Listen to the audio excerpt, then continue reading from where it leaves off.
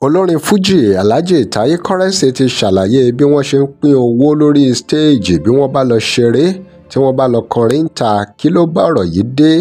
Àwọn wo ló sọ pé taye currency ń jẹ àwọn ọmọ báǹdì ẹ̀ lówó?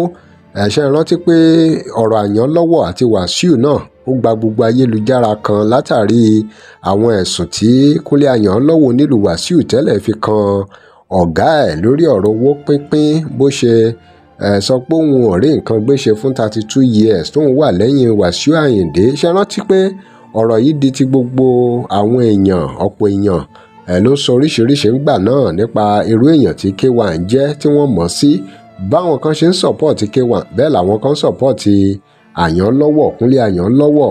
Taye currency náà wá rèé o tí òun náà wá ń ṣàlàyé bọ́rọ̀ owó pínpín ṣe rí láàrin báǹdì ẹ̀ pátápátá gbogbo àwọn tó ti ń bá a bọ̀ báwo ló ṣe jẹ́ gangan. Ó fèsì fáwọn tó ń sọ̀sọkúsọ nípa pé bóyá ó ń chìtì àwọn ọmọ ẹ̀yìn ẹ̀ báwo lọ̀rọ̀ ṣe jẹ́. Ó ṣàlàyé ọ̀rọ̀ dáadáa nù fọ́nrán yìí ẹ gbọ́ bó ṣe sọ pẹ̀lú orin.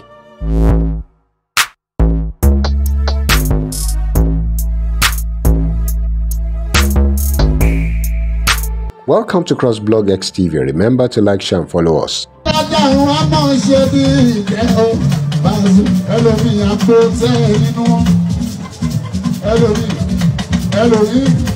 ẹlòmí àti fóònù bí àkótó délé ẹ wá lọ́kà yín ó yan yín ìjẹba àṣọ ọlọ́run á máa dá a máa sí ṣùgbọ́n wọn ò ní sọ̀rọ̀ mọ́mọ́ ṣé bí ilẹ̀ ẹ̀mẹ́rin lọ́wọ́. Bẹ́ẹ̀ni ojú ẹ̀ ẹ wo tú. Bẹ́ẹ̀ni ojú ẹ̀ wọ́n lè tọ́jú ẹ̀ wọ́n lè sí dẹ́sì wọ́n tó bẹ́ẹ̀ wọ́n lè sí dẹ́sì. 80% tó ń ṣe ẹ̀yàn táyé lórí yẹ́sì. Bí bàbá mi ti mú kí bọ́ọ̀lù ábíọ́ kí lápapọ̀ ọ̀bá ògbọ́dọ̀gbẹ́. Àwọn èèyàn ló ti dùdú lẹ́yìn kọ́rẹ́ǹsì nípa ẹ̀sìn mú lọ sí lọ. Àwọn táwọn àjọ àbí 25 years sẹ́yìn tó máa ń bẹ níbí. Àwọn àmọ́ ọ̀bẹ níbí. Adísáré ẹ̀gbọ́n ẹ̀mọ́ wa ẹ̀mọ́ gbogbo wa àjà ni. Adísáré lásìmọ́tẹ́ láti ẹ̀ bá a sí. Àwọn tó ń sọ̀sọ̀ kú sọ̀rọ̀ yẹn sínú ọmọ èmi ò ní sá ọ̀. Ní má ti ń tóbi rún, àjàní tóbi ló pè ń orí bọ́ọ̀sì. Gbogbo awuyewuye tó ń lọ yẹn táyé ó lọ́sẹ̀ sòrò dáadáa. Ohun tó kóra nù tó bá gbé sílẹ̀, ibi tó bá ti ń báyọ̀ jà. Ẹlòmí àgbẹ̀ má má gbà àtàwọn mi ọlọ́run. Ṣàlékún Manuel lórí mi ọlọ́run. ọ̀rọ̀ rèé o ẹ̀yin èèyàn wa òun tún rèé o nípa ọ̀rọ̀ owó náà ló bá dé o láàrin àwọn ọ̀gá àtàwọn ọmọọṣẹ́ àwọn ọmọlẹ́yìn.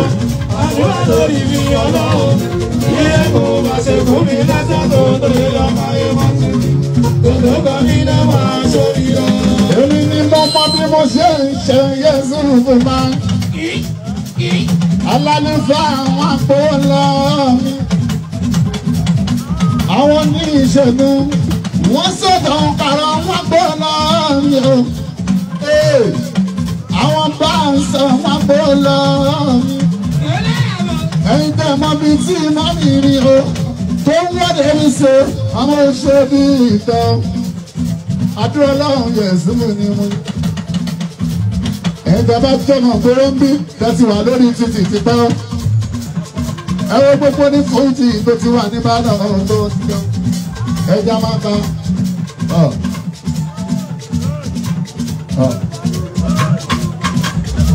Ẹja máa ka. Torí lákòóṣẹ̀ sí. Torí ọmọ wọn àtọ́jọ́ fẹ́tíà. Àwọn àbọ́kì mi ni wọ́n. Mo gbọ́dọ̀ ṣe bàbá torí Yésù kò ní mi ni ọ́. Ọmọ gbọ́dọ̀ ń sìn ọmọ òjò.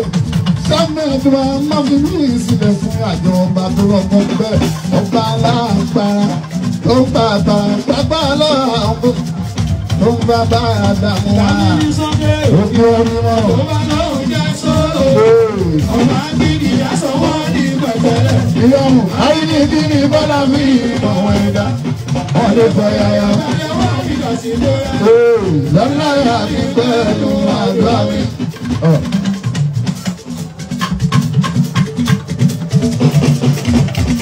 Alára mẹ́lẹ́ fò. Ọmọ mi kàn. Ṣùgbọ́n tọ́lá ń bá mi lẹ́yìn dá wà ń lo ọ̀rẹ́ dá. Àwọn ènìyàn tó ń bọ̀ bọ̀ tún ìwé òníyàn. Ìyàwó ènìyàn bá lè bá ilé ṣubú. Wálé títí tí wọ́n ò bẹ̀rẹ̀ lọ. Ọlọ́lọ́kọ̀ọ́rí ẹ̀ babaláwo ẹ̀ ló tóbi. Ọ̀rẹ́ ní lọ́dúndé lóhùn ọba lẹ̀ lọ. Ibi báyìí.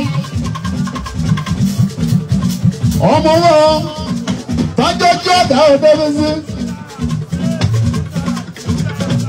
Yóò gbà ọ́ láà yóò dáwọ́ fáránsì.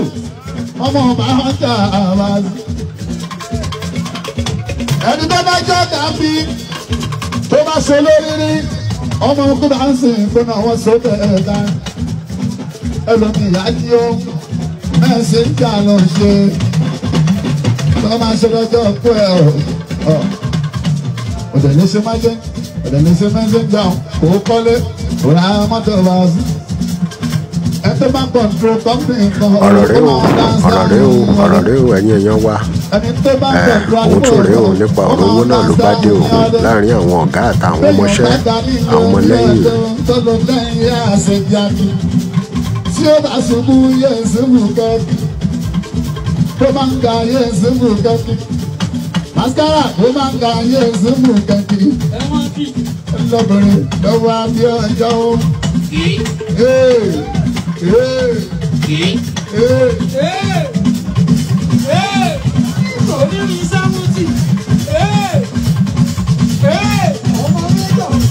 Ẹjọ́ àgbẹ̀yẹ ṣubú ọ̀gá ọmọ ìlẹ́wà gbẹ́ níbí wọ́n mọ̀ ní bámi sí ìkan ní kápẹ́ láti fọ̀ fọ́n mi o. Ayé àtọ̀nà ẹ̀fọ́ mi sára ọkọ Àdìgún sílé máa ń tẹ́tí.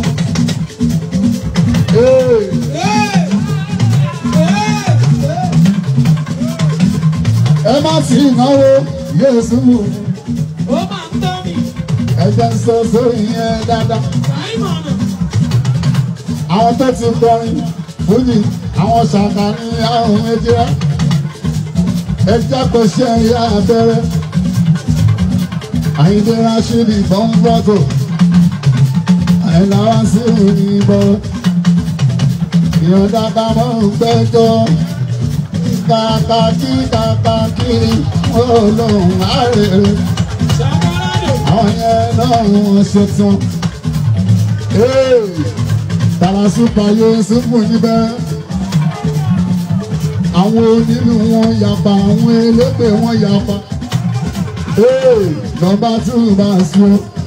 Nọ́mbà 2 àrí àìláwá sí Bíọ́dún Àyìndé Rashidi ìkúnlé táwọn mímí lékeré lọ́mí jásì àti kí n tó tà tó ń jẹ́ sílé wọn lọ.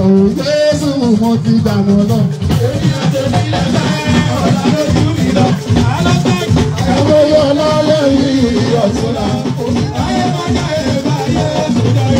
Ojú ọmọ bọ́ọ̀sì ti máa jẹ.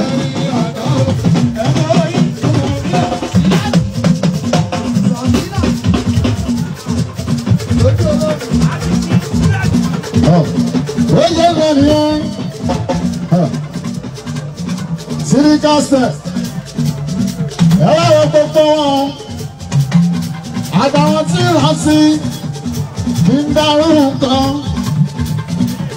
Ṣínà ẹlẹ́fọ́. Sandoka tó fi adó. Aláti kiri mísìlì tó ń jẹ́ kásẹ̀. Ìyànà kan pèsè. Ọ̀gá ṣẹlẹ̀ ti wọlé mu. Ṣé àwọn ti wọlé mu?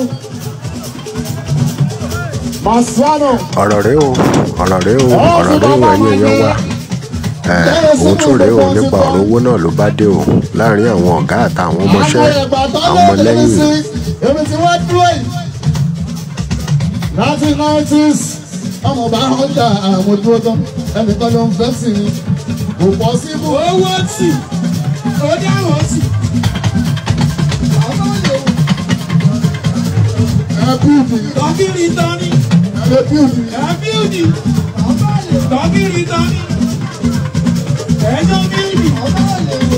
ẹni tó lè ṣe mí ọ́ ẹni bá gbaṣẹ́ mi ẹ̀sìn fún un bá sùn máa kú sí lọ́rùn yìí wá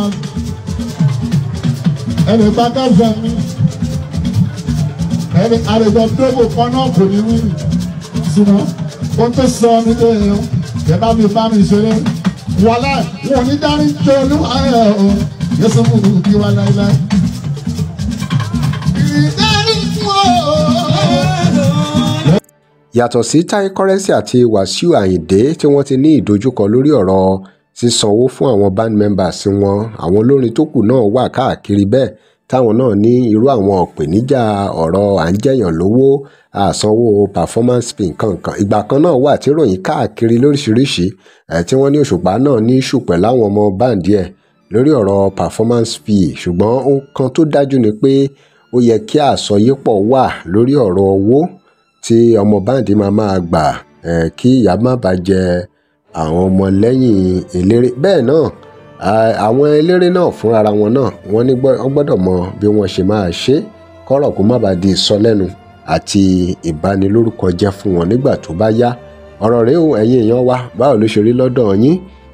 Ẹ ti gbóhùn tí Taye Currency tó sọ nínú fọ́nrán tó fi kọrin.